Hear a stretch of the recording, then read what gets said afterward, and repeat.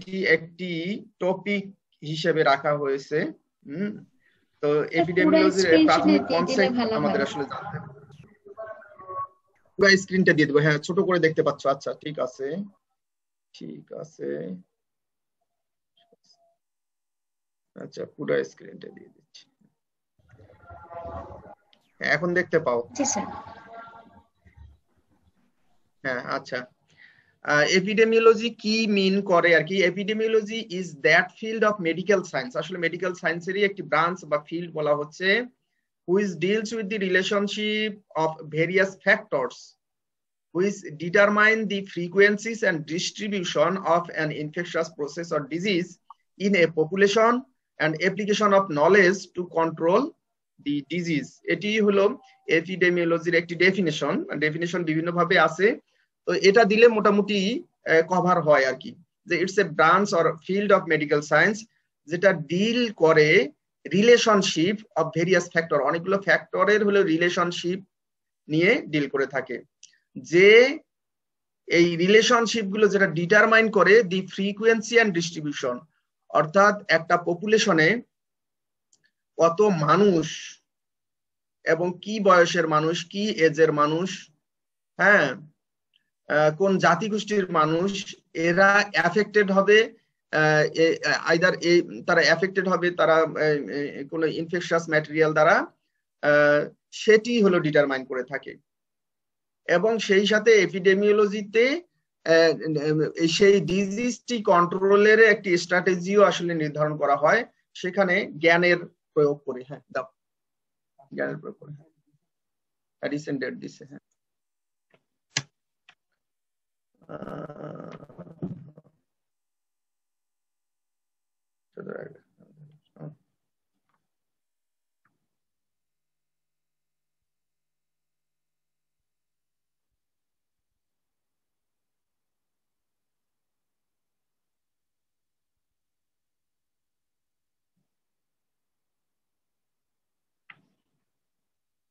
এটা এখানে বসায় দিতে হতো।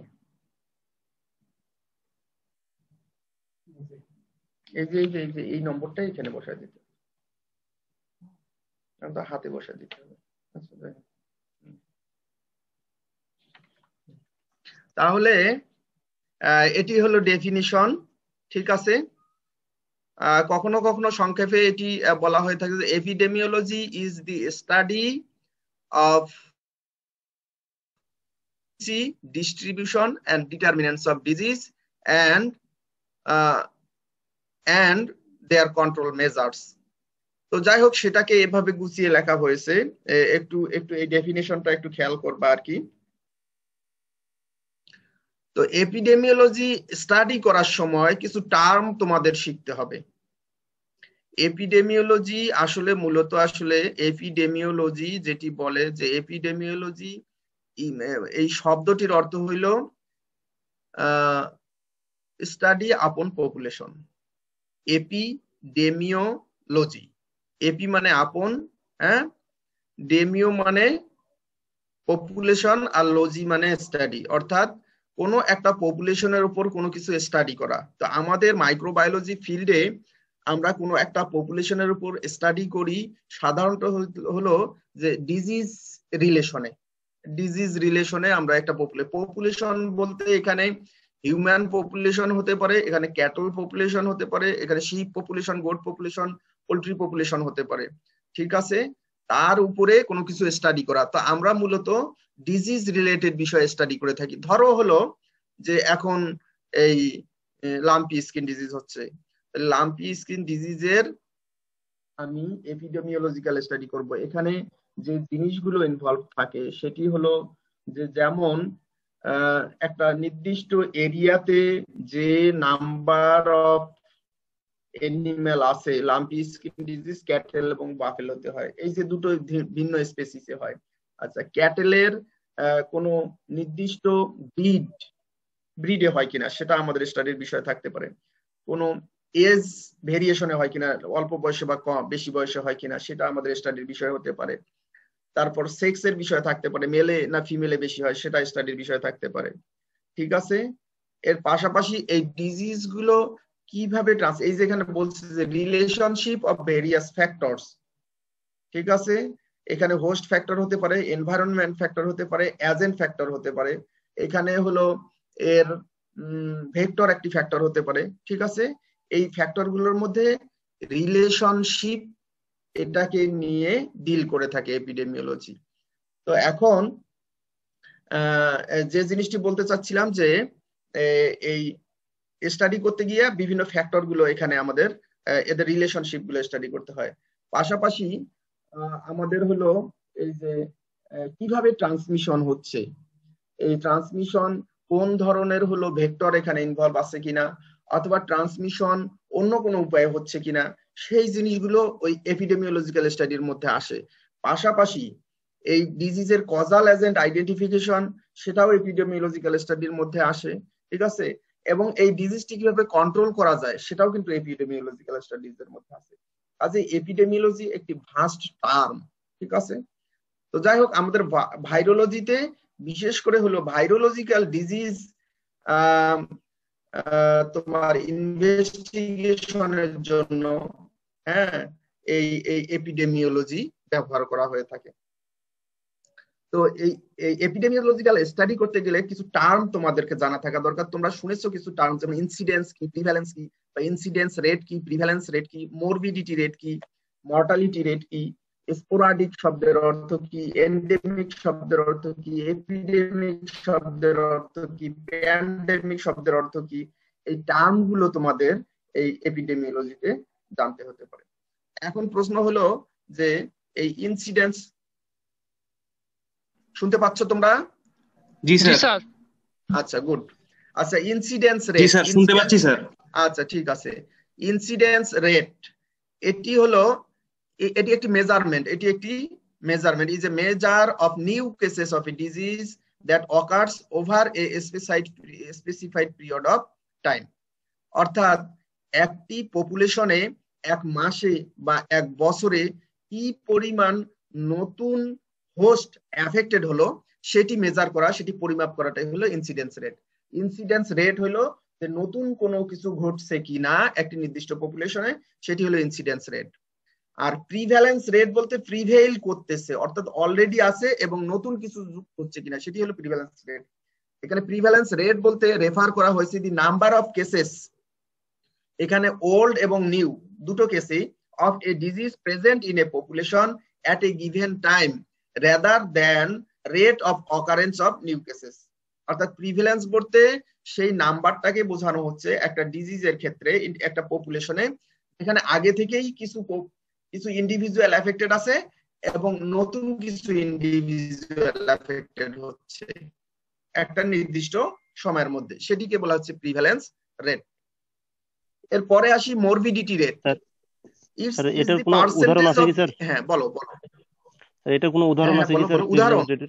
উদাহরণ এই লাম্পি স্কিন ডিজিজের কথাই বলি, যে লাম্পি স্কিন ডিজিজ মনে করো হলো আমরা আসলে প্রিভ্যালেন্স দেখতে চাচ্ছি, এই ধরো হলো এক সপ্তাহের একটি ডিজিজ প্রিভ্যালেন্স, এক সপ্তাহের একটি ডিজিজ প্রিভ্যালেন্স। তাহলে আমার একটি নির্দিষ্ট এলাকায় 10টি ফার্ম আছে, এই 10টি ফার্মে হলো 100টি গরু আছে। এই গত এক সপ্তাহের মধ্যে অলরেডি হলো 50টি গরু এফেক্টেড হয়ে আছে এই এক সপ্তাহ আগে থেকেই, আবার নতুন করে হলো 20টি গরু এফেক্টেড হলো এই এক সপ্তাহে। এই এক সপ্তাহে এই আগের 50 আর নতুন 20, এই 70টি এফেক্টেড হলো উইদিন দিস উইক। এটি হলো এই ডিজিজের প্রিভ্যালেন্স রেট। বুঝতে পারছো? আচ্ছা স্যার। অর্থাৎ আগে কিছু ইনফেক্টেড অলরেডি হয়েই আছে, আবার নতুন কিছু ইনফেকশন হয়েছে, ঠিক আছে। এই সবগুলো টোটালটা কি বলা হচ্ছে? প্রিভ্যালেন্স। বুঝতে পারছো? এটা কি ইনসিডেন্স রেট আছে? না, ইনসিডেন্স তো এই ইনসিডেন্স রেটের সঙ্গে এর সঙ্গে কিছু এডিশন হয় আর কি। ইনসিডেন্স এবং প্রিভ্যালেন্স দুটোই হলো ইনফেকশন। ইনসিডেন্সের ক্ষেত্রে বলা হচ্ছে যে নতুন কটি পেশেন্ট এফেক্টেড হচ্ছে, সেটি হলো ইনসিডেন্স। বুঝতে পারছো? আর প্রিভ্যালেন্স হলো যে নতুন কিছু ইনফেকশন হচ্ছে ইন এডিশন অলরেডি যারা ইনফেক্টেড আছে, এই দুটোকে যোগ করে যে নাম্বার হয়, হ্যাঁ, সেটি হলো prevalence rate. Is it clear? Sir, তাহলে আপনি যে উদাহরণ দিলেন সেখানে হচ্ছে পরবর্তী যে 20 জন এফেক্টেড হলো সেটা হচ্ছে ইনসিডেন্স রেট। নতুন করে পরে 20 জন হলো ইনসিডেন্স, রাইট? জি স্যার, বুঝতে পারছি। হ্যাঁ, আচ্ছা মরবিডিটি এই শব্দটি তোমাদের এটি শুনতে হবে প্রায়। is the percentage of animals of a population in a specific geographical location that develop disease during a specific period of time। অর্থাৎ একটি নির্দিষ্ট ভৌগোলিক জায়গায় আর কি, এটা একটা গ্রামে হতে পারে, একটি হলো থানায় হতে পারে, একটি জেলায় হতে পারে, যাই হোক আর কি, এবং একটি নির্দিষ্ট টাইম পিরিয়ডে, মনে করো এটা 1 মাসে হতে পারে, এটা ইভেন একদিনের হিসাবও হতে পারে, অথবা 1 ঘন্টায়ও হতে পারে, ঠিক আছে, একটা নির্দিষ্ট টাইমে। হ্যাঁ, the percentage of animal population in a specific location that develop disease, তার মধ্যে এই ডিজিজের লক্ষণ প্রকাশ পাবে, সেটি হলো মরবিডিটি। ঠিক আছে, অর্থাৎ একটি নির্দিষ্ট জায়গায় একটি নির্দিষ্ট সময়ে একটা পপুলেশনে কি পরিমাণ ইন্ডিভিজুয়াল এফেক্টেড হলো, সেটি হলো মরবিডিটি রেট। ঠিক আছে, জি স্যার। মরবিডিটি মানে আক্রান্তের হার বলে আর কি, এটাকে আক্রান্তের হার। আর mortality is the measure of frequency of occurrence of death in a defined population per unit. এর কথাই বলা হচ্ছে যে কতজন মারা যাচ্ছে একটি নির্দিষ্ট পপুলেশনে।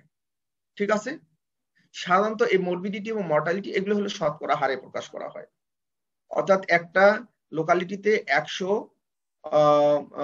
ইন্ডিভিজুয়াল আছে, একটা পপুলেশন নাম্বার অফ পপুলেশন 100, তার মধ্যে কতজন মানুষ মারা যাচ্ছে একটি নির্দিষ্ট সময়, একদিনে হতে পারে, এটা 1 মাসে হতে পারে।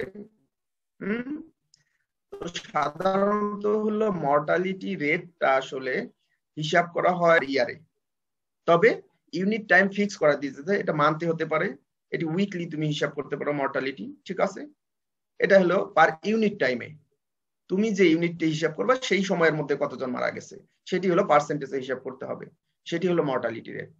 ঠিক আছে, তাহলে মরবিডিটি এবং মর্টালিটির মধ্যে পার্থক্য হলো মরবিডিটি হলো কতজন আক্রান্ত হলো স্পেসিফাইড টাইমে, আর মর্টালিটি হলো কতজন মারা গেল একটি নির্দিষ্ট সময়ে, সেটি হলো মর্টালিটি।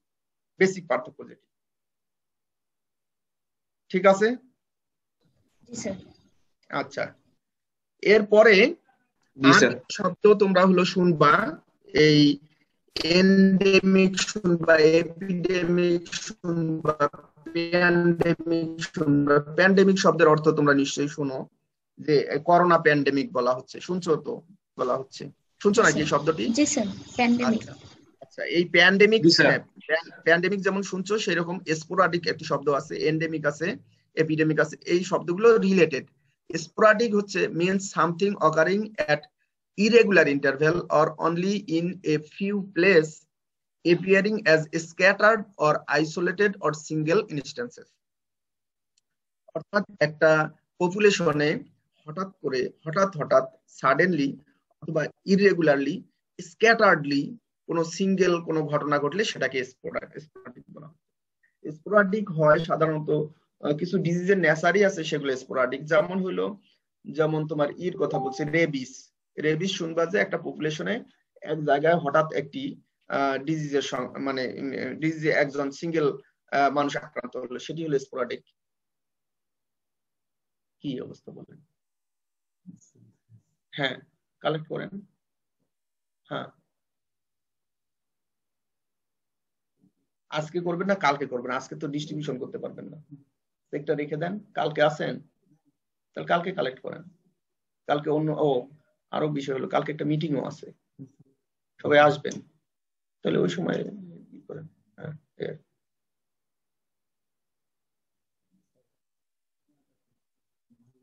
হ্যাঁ নিতে পারতেন, না এখনো হয়তো ভাঙাইতে পারবেন, গেলে হয়তো দিবে, কিন্তু আজকে ডিস্ট্রিবিউশন করবেন এখন কেমন করে? সবাই আসবে, হ্যাঁ সবাই আসবে।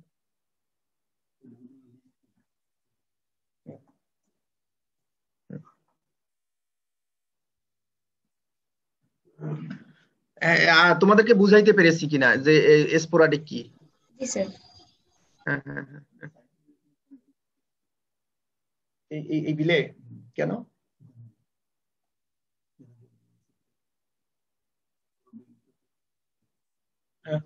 না থাকে, তো ফরম্যাটই তো আছে। না এইখানে বিল যে আমরা পাঠাইছিলাম সেটা দেখতে হবে। কেন না না, এগুলো ফটোকপি আছে, আছে অবশ্যই। না না, অবশ্যই নাম থাকবে। এটা কি থিওরির বিল? থিওরি মাস্টার্সে তো থিওরি বেসিক্যালি, প্র্যাকটিক্যাল তো কম। মাস্টার্সে প্র্যাকটিক্যাল কি আছে? এমএস এরই কথা, মাস্টার্সে প্র্যাকটিক্যাল সবই তো থিওরি।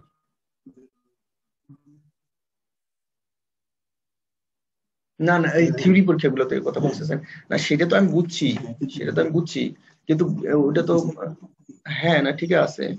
না না, ওই বিল ফরম্যাট গুলোতে দেখতে হবে, প্রস্তাবনায় ছিলই না নাকি? আপনি সেটাই বলতেছেন? প্রস্তাবনায় না থাকলে তো দিবে। যাই হোক, এখন ওই কালেক্ট করার সময় সবার কাছ থেকে কিছু কিছু করে নিয়ে দিতে হবে। আচ্ছা আচ্ছা আচ্ছা আচ্ছা, তো সেটা ফর্মালি যদি পায় তাহলে এটা করলো না কেন আমি বুঝলাম না। এরা কি ফাইল দেখেও না আগে?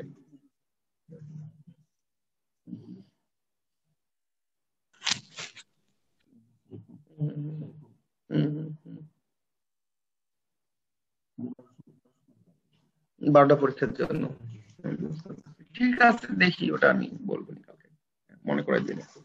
আচ্ছা আচ্ছা, তারপরে হলো এন্ডেমিক। হ্যাঁ, endemic means continuous occurrence of A disease in a population or in a certain area over a period of time. Endemic হলো, একটুখানি ছোট্ট উদাহরণ দিয়ে বুঝাই দেই, যে occurrence of disease in a population এটি কন্টিনিউয়াসলি প্রেজেন্ট থাকবে, সেটি হলো এন্ডেমিক। তোমরা যেমন ফুট অ্যান্ড মাউথ ডিজিজ দেখবা সারা বছরই আমাদের দেশে আছে, ঠিক আছে? ফুট অ্যান্ড মাউথ ডিজিজ এটি সারা, যদি ভাইরাসের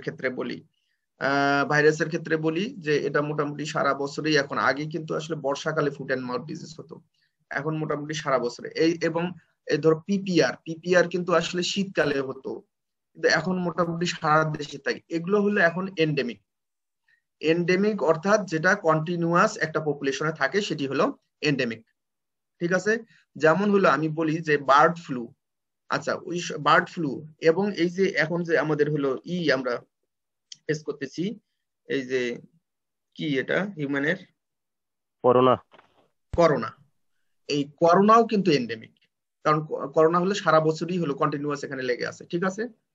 করোনা আমাদের দেশে যদিও আসলে ইমার্জিং ছিল, এখন এটাকে এন্ডেমিক হিসেবে আমরা ধরে নিতে পারি যে এটা এখন আমাদের দেশ থেকে আর, ঠিক আছে? অর্থাৎ কন্টিনিউয়াস একটা পপুলেশনে উপস্থিত থাকলে সেটাকে এন্ডেমিক বলা হয়। আচ্ছা, এখন এপিডেমিক কি? Refers to A rapid spread of disease to a large number of people in a given population within a short period of time. Epidemic বা মহামারী বলে আর কি। এপিডেমিক আমরা তখনই বলবো যে যখন এই ডিজিজটি র্যাপিড স্প্রেড করবে within a short time in a number of population, সেটি হলো এপিডেমিক। করোনাকে আমরা এপিডেমিকও বলতে পারি, প্যান্ডেমিকও বলতে পারি।